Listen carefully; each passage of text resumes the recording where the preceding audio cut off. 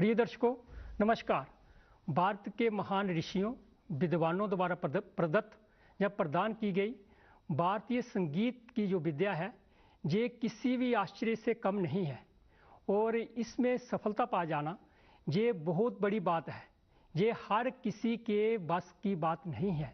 आइए जानते हैं संगीत के क्षेत्र की ऐसी ही एक महान हस्ती से, जिसको स्वर रागिनी, स्वर सुधा और 22 ऑफ क्लासिकल, जो क्लासिकल 22 ऑफ हमारी स्टेट है यूटी, वो जाना जाता है। और मैं तो कहूँगा ये एपिटोम ऑफ क्लासिकल म्यूजिक है। डॉक्टर मुक्तेश्वी शर्मा जी, आपका बहुत बहुत स्वागत है हमारे स्टूडियो में। आपने ऐसी कम अवस्था में, छोटी अवस्था में इतनी बड़ी जो ऊंचाइयाँ सफलता की ली हैं, वो इसके पीछे प्रेरणा सूत्र कौन है और जहाँ के इसके कहाँ पे आपको ये अपनी ज़िंदगी का संगीत के क्षेत्र में आपने मोड़ लिया था? मैं संगीत के क्षेत्र में शुरू से तो नहीं थी, मैं ये बोलूँगी। जी जी, क्योंकि मेरा स्पोर्ट्स की तरफ ज़्यादा रुझान जी था। जी, क्योंकि आज का जो युवा है वो स्पोर्ट्स की तरफ हो गया, मॉडर्न एजुकेशन की तरफ होगा, आईएएस बड़े बड़े पदों को संभालने के लिए जहाँ मल्टीनेशनल कंपनी में जाने की सोचता है। लेकिन आपने जो भारत की प्राचीन से प्राचीन विधा है उसकी ओर अपना ध्यान आकर्षण किया और वही क्षेत्र आपने चुना। इसके लिए प्रेरणा सूत्र ही? इसके लिए सच बताऊं तो प्रेरणा स्तोत्र जो हैं वो मेरे पिताजी, जो कि मेरे गुरु हैं, पंडित आशुतोष जी, और मेरी माताजी श्रीमती शुक्ला शर्मा जी। मैं ये बोलूँगी कि मेरे खून में ही संगीत है। जी जी जी, जो कि बिल्कुल सही मैं कहा। ये कर पाई हूँ उनके ही करवाने की वजह से। क्योंकि मैंने जैसे आपको बताया, मैं स्पोर्ट्स में थी तो मेरा कोई खास रुझान तो था नहीं। उस समय कितनी अवस्था आजू थी जबकि आपने जो मोड़ लिए, जैसे स्पोर्ट्स में थे? मेरा जो फॉर्मल ट्रेनिंग थी म्यूजिक की वो 2005 में शुरू थी। जी जी, तो तब से लेकर अभी नहीं, तक मैं, किस अवस्था में? आपकी आयु कितनी थी? मेरी आयु मुझे लगता है 12 या 13 साल। 12-13 साल तक आप इसकी तरफ कोई ध्यान नहीं था, म्यूजिक की तरफ? बिल्कुल ध्यान नहीं था। जी जी, इवन 12 या 13 14 साल रही होगी। जी जी, तब तक मेरा संगीत की तरफ कोई रुझान नहीं था। जी जी, तो मैं महाराजा हरि सिंह जी के स्कूल में छात्र रही हूँ वहाँ जी पे। जी, वहाँ पे हमारे नागबनी जो है, जी जी MHS से, बिल्कुल, जी जी, नागबनी, MHACS नागबनी में जी मैं जी, पढ़ी हूँ।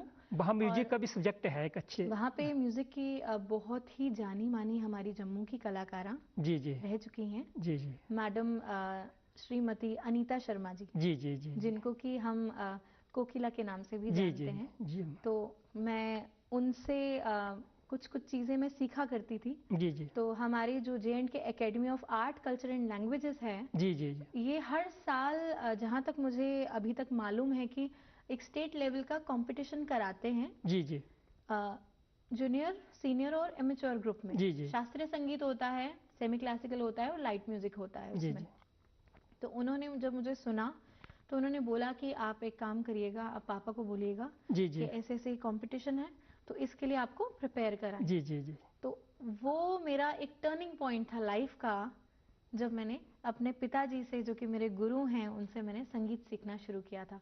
और सबसे पहला राग जो मैंने स्टेज पे परफॉर्म किया था वो राग मियां मल्हार था। जी जी, जी जी, जी आपने बिल्कुल स्पष्ट रूप से कहा है कि जो शास्त्रीय संगीत का गुण है भारतीय संगीत का, ये आपके रक्त में मिश्रित था। जी बिल्कुल, पूरा इसमें गुला मिला था। तो आगे जाके जब उसको वार मिला, मौका मिला, तो प्रेरणा स्रोत मिली आपको उसके। लेकिन जब से आपने संकल्प लिया इस शास्त्रीय विद्या को अपनाने का, सीखने का, वहाँ से लेके वो सफलता की अंतिम सीढ़ी तक, जैसे हम PhD की है इसमें वोकल म्यूजिक में, क्लासिकल में, उसका जो सफ़र है उसके बारे में बताइए, क्या क्या पड़ाव है?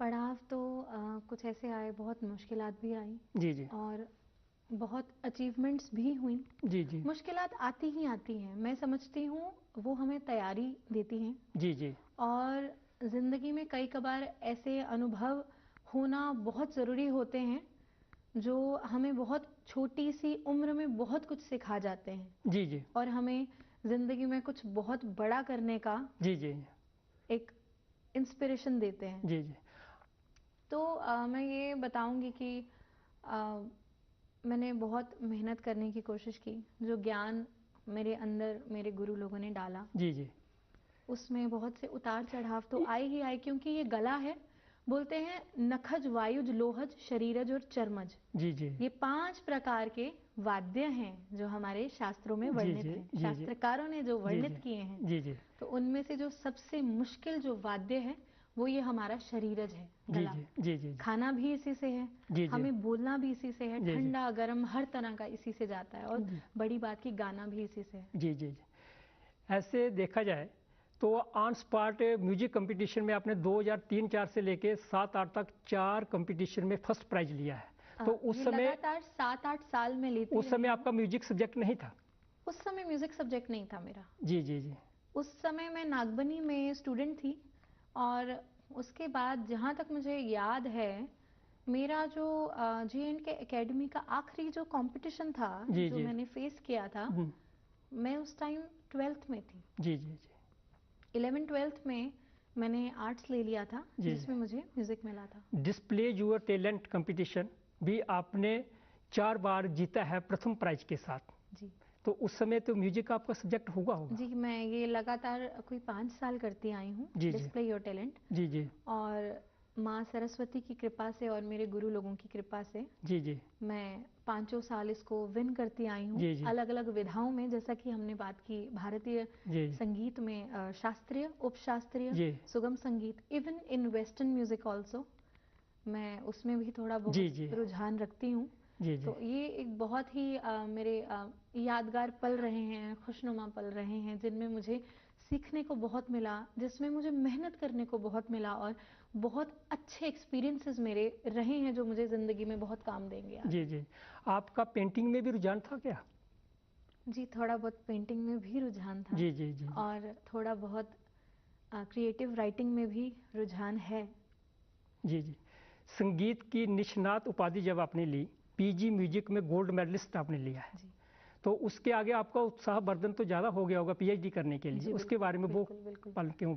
मेरे को जहाँ तक मुझे याद है, 2018 में जी जी श्री अरुण जेटली जी से, जो कि फॉर्मर फाइनेंस मिनिस्टर रहे हैं जी हमारे जी भारत के, जी जी उनसे मुझे बहुत प्रेरणा मिली, और उन्हीं से मुझे गोल्ड मेडल लेने का मौका उनके मिला। हाथों से आपको जो पीजी म्यूजिक का गोल्ड मेडल मिला है डिग्री इसका? भी उन्हीं से मिली थी। जी जी तो ये मेरे बहुत, मैं अपने आप को लकी मानती हूँ कि मुझे उनसे ये प्राप्ति हुई।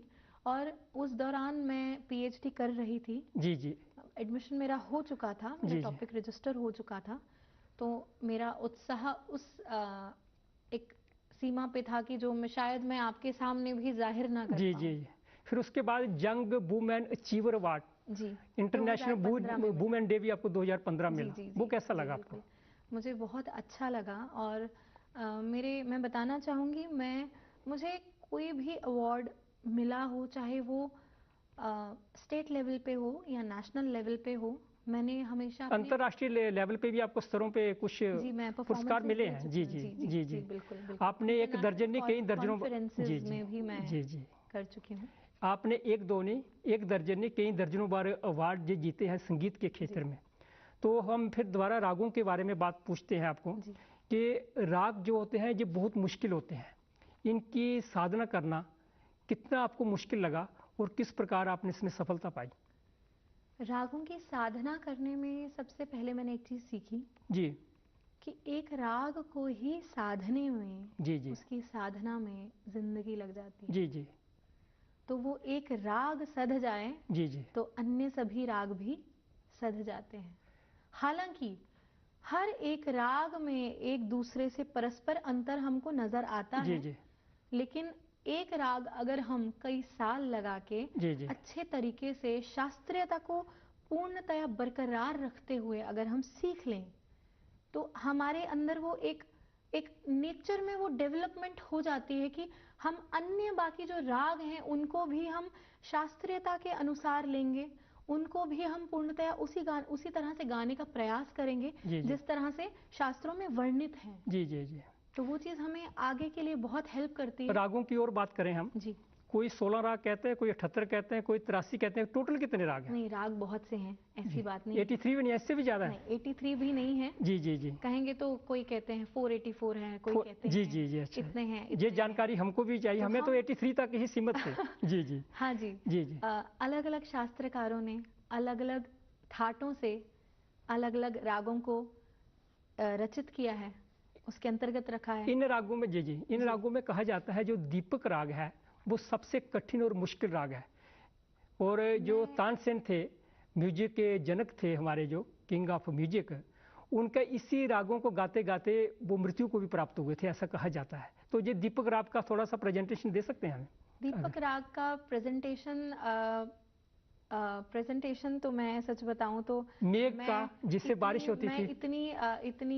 इतनी अभी मैं खुद को बड़ा नहीं समझूंगी कि मैं उसकी प्रेजेंटेशन। चलो कोई ऐसा राग एक जो ज्यादा। मैं ये जरूर बोलूंगी कि हाँ, ये बिल्कुल बात सही है कि जो मियां तानसेन जी ने जो किया है उसको करना आज के दौर में बेहद मुश्किल है। जी जी। किया जा सकता है। ये कैसा है दीपक राग, इसके बारे में थोड़ी जानकारी मिल सकती है ये इसमें प्रेजेंटेशन से? प्रेजेंटेशन मैं आपको वही मेघ की, मलार की, आपको और बहुत से राग ऐसे बताऊंगी जी जी, जिनके बारे में मैं प्रेजेंटेशन दे सकती हूँ। जी जी। ऐसा नहीं कि प्रेजेंटेशन नहीं दी जा जो सकती, सबसे आपको अच्छा। जी जी। बट मैं ये कहूंगी कि कुछ राग ऐसे हैं जिनको साधना जी जी पूरी उम्र लग जाती है। तो उन रागों का विस्तार करने में, उनको समझने में और उनको अपने अंदर समाहित करने के लिए जी जी, हमें उस चरम सीमा पर पहुंचना बहुत जरूरी है, जिसके लिए कि मैं अपने आप को बहुत छोटा समझती हूं अभी। जाते जाते जिस राग पे आपकी सबसे ज्यादा कमांड है, सबसे ज्यादा सीखा है, उसके बारे में थोड़ा सा हमें प्रदर्शन मैं बहुत एक छोटी सी सच बताऊं तो इस संगीत कला में मैं अभी बहुत ही छोटी हूँ। हमारे क्योंकि कहा जाता है कि जब 50-60 के होते हैं तो तब संगीत में जवान होते हैं, जैसे कहा जाता है। जी जी। तो बस उस बचपने में मैं आपको कुछ छोटी सी चीज सुनाना चाहूँगी। जी जी जी।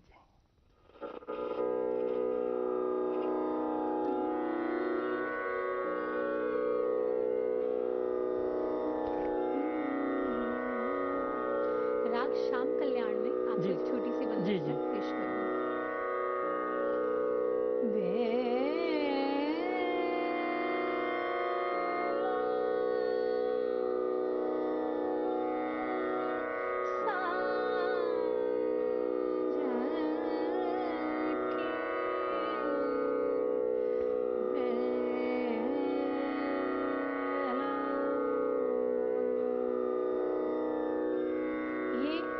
जो ताल है, जिस ताल में निबद्ध है, वो है एक ताल। जी जी। बेला सांझ की, बेला सांझ की, बेला सांझ की, सुगंध सुहावनो भयो नियाली आज को बेला सांझ, बेला सांझ की, बेला